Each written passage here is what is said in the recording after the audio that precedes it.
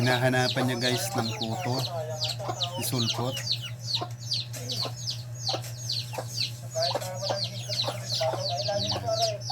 Bait ni sulpot, yung ibang tuta inaaway ang sisiw, gustong kagatin. Pero ito si sulpot ko, mabait siya.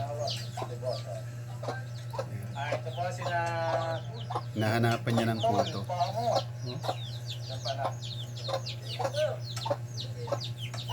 Marites.